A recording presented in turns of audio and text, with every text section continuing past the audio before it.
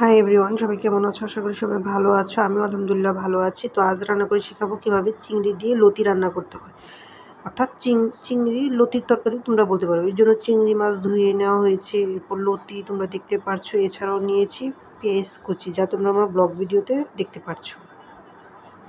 এবার একটা কড়াই বসিয়ে দিলাম, কড়াইটা গরম হলে তেল দিয়ে দিব। তো আমরা ওয়েট করব। এরপর কড়াইটা গরম হয়ে গেল, তেল দিয়ে দিলাম। এবার পেঁয়াজ কুচিগুলো দিয়ে দিব। আর আমার চ্যানেলটা ভালো লাগলে অবশ্যই লাইক, শেয়ার অ্যান্ড সাবস্ক্রাইব করবে তোমরা। এরপর বেশ ভালোভাবে নাড়াচাড়া দিব।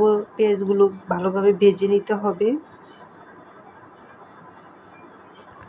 তো যতক্ষণ পেঁয়াজটা ভাজা না হয় ততক্ষণ ওয়েট করতে হবে। তো আমরা ওয়েট করব। এটা খুব সহজেই তোমরা বাসা বাড়িতে রান্না করতে পারবে। এরপর দিয়ে দিলাম হচ্ছে মরিচ গুঁড়ো, হলুদ গুঁড়ো, অর্থাৎ আর কি হলুদ গুঁড়ো, মরিচ গুঁড়ো, এগুলো হচ্ছে সব হাফ চামচ করে তোমরা দিয়ে দিবে। এরপর হলো দিয়ে দিলাম জিরা গুঁড়ো, ধনিয়া গুঁড়ো দেওয়া হচ্ছে। এরপর বেশ ভালোভাবে নাড়াচাড়া দিব যাতে পেঁয়াজের সাথে মিক্সড হয়। এরপর একটু লবণ দিয়ে দিলাম।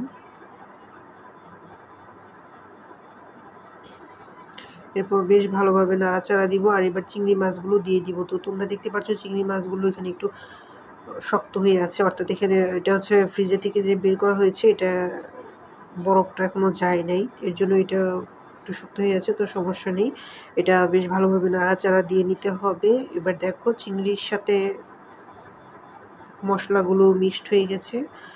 তো এগুলো হচ্ছে এখন ভালোভাবে হচ্ছে গরম করব, সিদ্ধ করে নেব বা কষানো, তোমরা যেটাই বলতে পারো। এরপর ঢাকনা দিয়ে দিলাম, 10 থেকে 15 মিনিট ওয়েট করব। এই যে দেখো এগুলো কিন্তু সিদ্ধ হয়ে গেছে, আর অল্প একটু পানি দেওয়া হয়েছে এখানে। এরপর লতিগুলো দিয়ে দিব। লতিগুলো কিন্তু বেশ ভালোভাবে ধুয়ে কেটে নেওয়া হয়েছে। আর আসলে আমি ওই দিনটা যেদিন আর কি এই ব্লগ ভিডিওটা করেছি, এজন্য ওই দিন বললাম। তো যাই হোক, এটা আসলে আমার জন্য আসলে আমার অ্যালার্জির একটু প্রবলেম আছে। তো চিংড়ি, ইলিশ, গরুর মাংস, মুরগির মাংস এগুলোতে আমার একটু প্রবলেম হয়, অ্যালার্জিটা বেড়ে যায়। এর জন্য হচ্ছে এই লতিটাও যখন আমি খেলাম তখন দেখলাম যে এটাও আমার গলায় ধরেছে। তো এরপর হচ্ছে এটা স্কিপ করেছি। যাই হোক, তবে রান্নাটা ভালো ছিল। তো এখন আমরা সেদ্ধর জন্য বসিয়ে দিলাম। এখানে আমরা আর কোনো পানি দিব না। তো রান্না কিন্তু হয়ে গেছে। তো এই যে দেখো আমি একদম